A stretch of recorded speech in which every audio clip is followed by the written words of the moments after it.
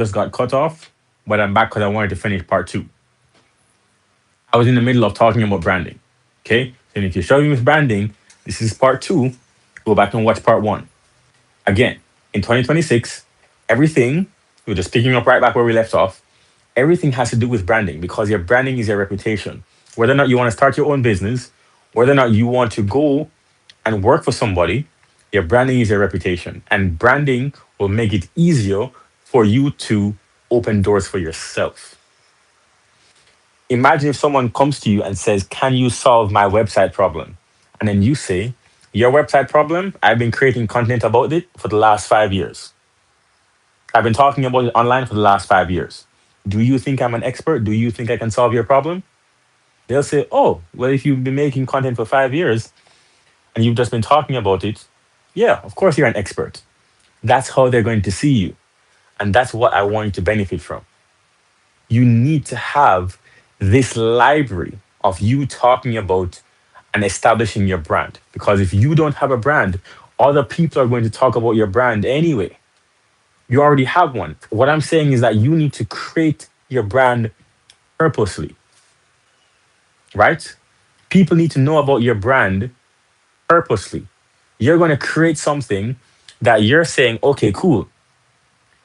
I know I want to be associated with this one thing over the next 5 years. I want everybody to know me for this. So then I wish you rich. Thank you. Thank you, Rashawn, for coming on the new live because you were just on the other one. I don't know why we got cut off. But if everybody sees, right, that you are doing this one thing, they're going to look back on all of the content that you created and they're going to realize, oh, you're already an expert. You're going to be known for something, right? And that's what I want you to benefit from. I want you to benefit from the benefit of the doubt. I want you to benefit from the assumption of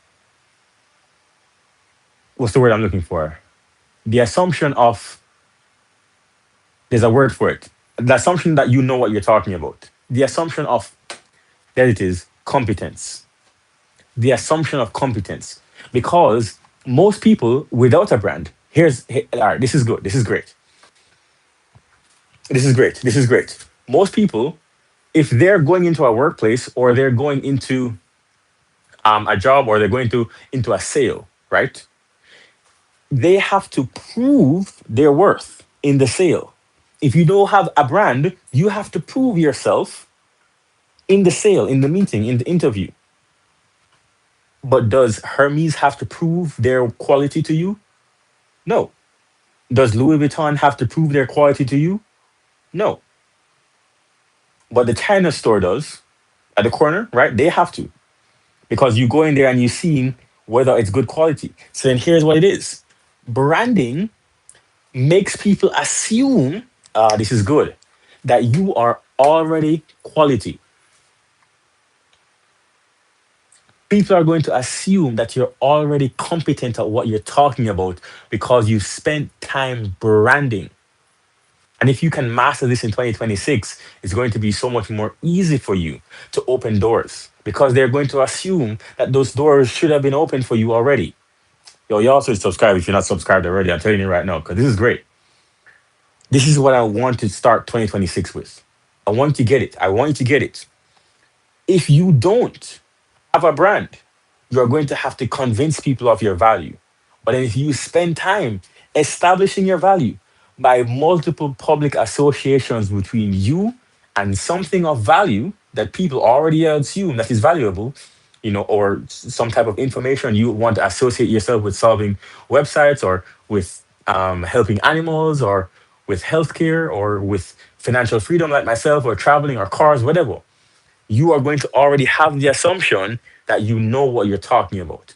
So at least at minimum, let your brand work for you in the background. Your brand in 2026 has to be at the forefront of your mind. It has to be there because without it, you're leaving money on the table. You understand what I'm saying? You understand what I'm saying? 2026 is the year to get your brand together. That's all I want you to see. 2026 has to be the year that you think about your brand because you're leaving money on the table if you don't. Hope you get it.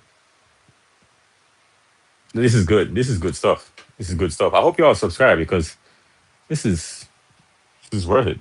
Even now, okay, understand. Why am I going live? Why have I gone live for the past year? I'm establishing my brand as well. You know what I'm saying? So even I'm out here, I'm putting my money where my mouth is. Right? I'm walking the talk. Right? I'm practicing what I preach. If I'm not out here establishing my brand, I'm not going live in all of these wonderful places. I'm not going live in Brazil and Grenada. Then what would it say about me? So then I'm going to tell you to establish your brand, but then not do it myself. Doesn't make sense. You see what I'm saying? So then when I even get to Africa and I'm going live some more, then you can see, oh, he's live now in Africa. Speed is right there right now. It's not Kaisenet, right? I think it's Speed. He's live in Africa right now. I'm going to Africa in a couple of months and I'm going to stay there for maybe 2 or 3 years, just traveling from country to country. Why would I do that? And why would I document that? Because it's the same thing that we've been talking about for so long. It's establishing a brand that you understand people are going to assume that you have value. You have a history of being a